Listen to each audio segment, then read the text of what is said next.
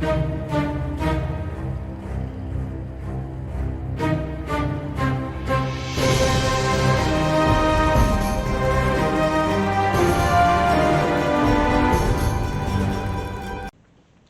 up, guys? DJ What's Warren Gamers Guild, Guildmaster, back with another Team Yankee Battle report.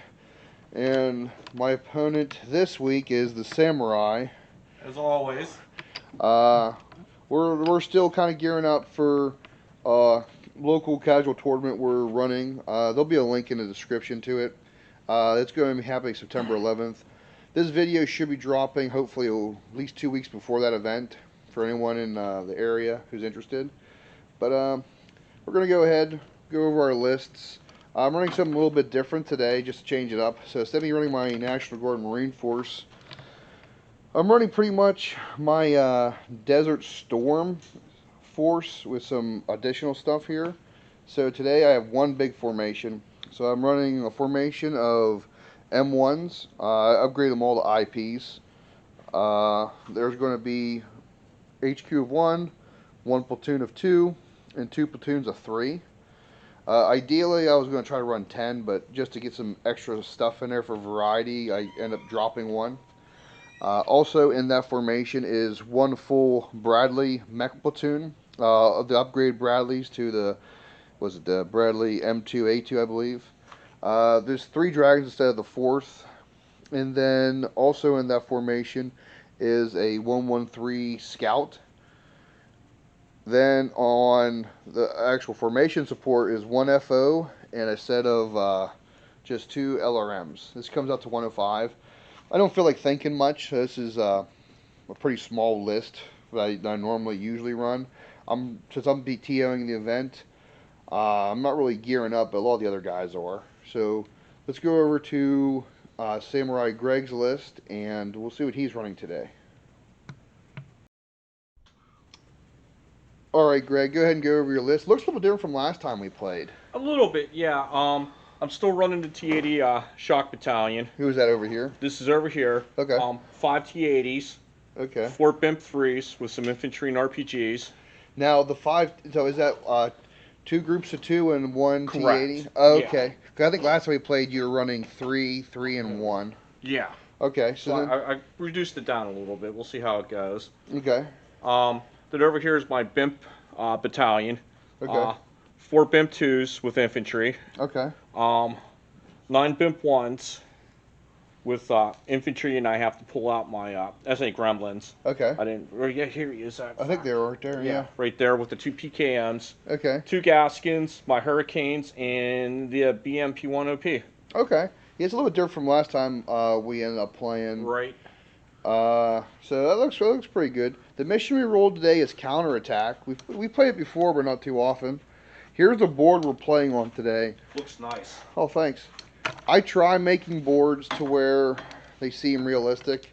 To me, this is like a larger, I guess like a little, I'm not sure, just a town. A town in this very elaborate 4-way. So we basically have the middle. The town is set up exactly center of the board. Not a lot of trees. Some crop fields here, crop fields there. 2 sets of trees. Parking lots. A singular pond for my 113s to drive through. And that's pretty much it. So I am the defender. Greg is the attacker. We're going to go ahead and set up the board. Everyone's been talking a lot about counterattack, actually. As I've been seeing it up on battle rankings and some other people on YouTube talking about it. So it should be interesting. It seems to be one of like the really goofiest of missions. So, alright guys, we'll be back after we do deployment, and we'll go into first turn. Alright guys, we're back. I chose to set up in this corner here. Place my objective behind the quickie mart right here. I have my scouts move up my spearhead with my Bradleys with infantry. Greg placed his objective over in this wheat field. My reserves will come from this table quarter here. I'm set up basically in this corner. Running such a small army is interesting because I have 5 of my Abrams in reserve. And I have the 1-3 man in ambush. So I have my FO here, my HQ there, and my LRMs there. So it's going to be very interesting. Greg, tell us what you all have. All your infantry are loaded up in your transports. Yeah, all my infantry are loaded up in the transports. I got my Hurricanes, the T-80s, and my Gaskins and the BIMs. Okay. So everyone just basically poised that way. Yeah. Okay, so you get first turn. You can pick daytime or nighttime. We're gonna go into first turn Soviets.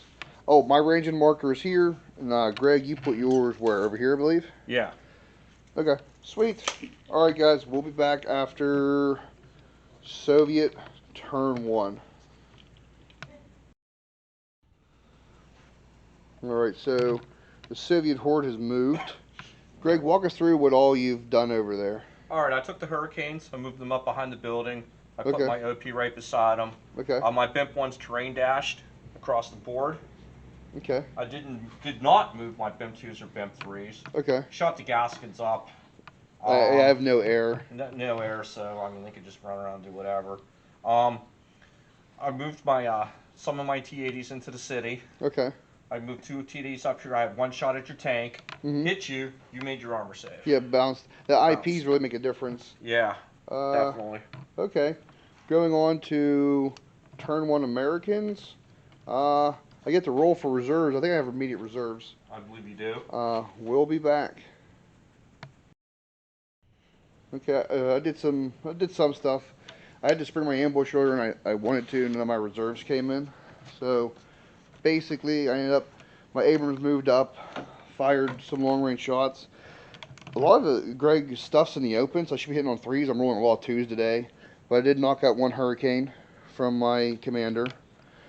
These guys, when they sprung, they can't really move, so they're kind of stuck there, but the BIMs over here are just out of range. So they had no choice but to shoot and actually only kill 1 Gaskin. And then the other one was able to shoot through the city, clear line of sight, to the FO and knock him out. And then whenever I fired my salvo, it hit over here. And yeah, out of what, 8 possible targets, I rolled two 3s out of all of that. Because there was no obstructions. Oh, and then these guys moved over here into the crop field, preparing for any Soviet push. We're going on to Soviet turn 2. Alright. Okay, a little Red Dawn action, it feels like, in this board, doesn't it? Right, lot. Alright, so Soviet turn 2.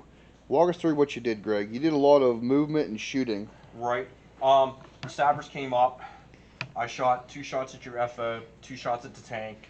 Okay. They survived. They both missed, so they didn't hit me. I shot 2 80s down here. So what, you had 2 Ts go around the building, they shot at the FO tank again, and they both missed. Right. I had the 2 80s down here. Okay. Shoot at those tanks down there, nothing. You hit 1 and then I bounced it. Right. This T-80 just moved around the corner of the building. And that's your commander, correct? Correct. These guys just shot around the buildings. And then your Hurricanes fired. Yeah. The gasket actually ranged in on the tanks in the back. Third attempt, because he didn't run and everything else ended up moving, or shot. You used him to range in, which actually he did, but like unfortunately, because of the +2, didn't hit any of them. But they are ranged in right now. Right. Okay, we're going on to American turn 2. Let's see if hopefully my reserves come in, because I gotta start doing stuff. No. I need them, Greg. No, you don't. All right, buddy. We'll be back. Okay, we're playing some cat and mouse in the urban area. Red Dawn. I'm gonna call this map Red Dawn. Red Dawn. I'm about to take a picture of this for the tournament. So these Bradleys moved up over here. Hammerhead Scout stayed here. Hammerhead Scout fired. Bimps missed. Only 2 of the Bradleys were in range. The only thing they did was bail 2 of the 2 Bimps. Moving over here, these guys repositioned. Fired some 105 downtown here. Knocked out 2 Bimps. Both crews survived. Moving over this way, these 2 other guys here, they fired and knocked out that last Gaskin, and the other one had fired and knocked out the end. Oh, I'm pointing the wrong direction. Knocked out the end. Bimp 2. Then my command tank rotated turret, knocked out the 2N B3 BIMP 3s, and I just repeat bombarded because his Hurricanes were underneath the template and knocked one of them out. Hit both, but only destroyed one. So, and no reserves, as you can see, came on, which I'm really desperately needing reserves. Going on to turn 3 Soviet. It's not looking too good for the Americans, even though I'm finally knocking some vehicles out. Alright, we'll be back. Wolverines. Wolverines. Alright, Greg, walk us through what happened, buddy. Where you going to start at? Alright. I was out of range with the pimps. I moved them. They didn't do anything. Okay, so one bailed back in, one didn't. Right. Infantry running around the buildings. Right. I had 2 T-80s shoot down here. Okay. Got one of your tanks. Okay. I had 2 T-80s shoot down here. Only bailed out the FO. Yeah, I'm thinking what it was called, the FO. Blah. All 3 of my BIMPs came to shoot at your FO. Nothing happened. The BIMP 3s shot missiles at your tank. I bounced them both. So, yeah. Alrighty then. Going on to, this will be American turn 3. 3. At least get one pity unit come in, thank goodness. We'll be back. Let's roll for reserves. Alright, me saying Wolverines apparently did something. The carnage is real. So if I rolled 3 dice, I got my pity unit on. They came on. Immediately knocked out a BIMP. Fired through, knocked out the last Hurricane. And then this guy in the end had a clear shot down through downtown into Samurai Greg's command T-80. And actually knocked him out from the side. He didn't have, he wasn't in range to bail. These guys kind of moved around a little bit better, and I knocked out 5 BIMPs with my 25 Mikes. All kinds of carnage happened. Over here, my tanks moved up. One moved to the side, knocked out this T-80. He kind of fired through, knocked out a BIMP on the end. My commander reversed through the woods to get a side shot on this guy, knocked him out. Then my FO re-ranged in barely on top of that group of BIMPs. Pinned the infantry, didn't do much. So I knocked out 3 T-80s this turn. All but one of the BIMP 1s. And I knocked out another BIMP 2. This is pretty bloody. We're going on to Soviet turn 4. Here's some leaderships to happen. And some bail back ins. We'll be back.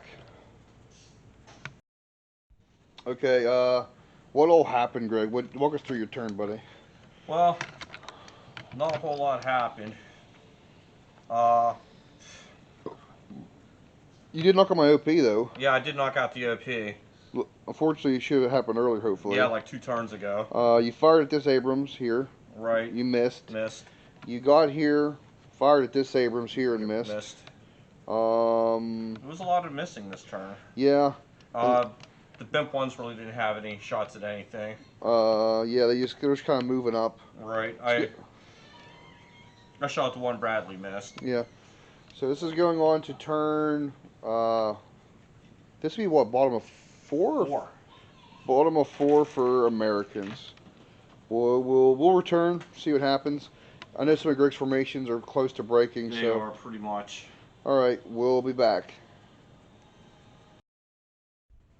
Alright, so my last unit came on the board. They just kind of drove on, did nothing. These guys kind of scooted forward. Machine gun the crap out of the infantry that were in the open. Amen to that. Killed like 3 of them. Then I used my scout to range in, barely. Didn't kill anyone, but I did range in amongst the wreckage. Then these guys, one Bradley moved up closer to them. They knocked out one of the BIMPs. They couldn't reach the other one.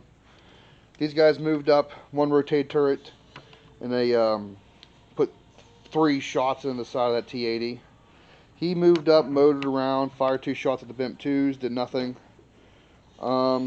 That's really it. This is going on to turn Soviet 5. I think you have to check for some morales, Greg. Yeah, I do. Yeah, definitely. We'll come back after Soviet turn 5.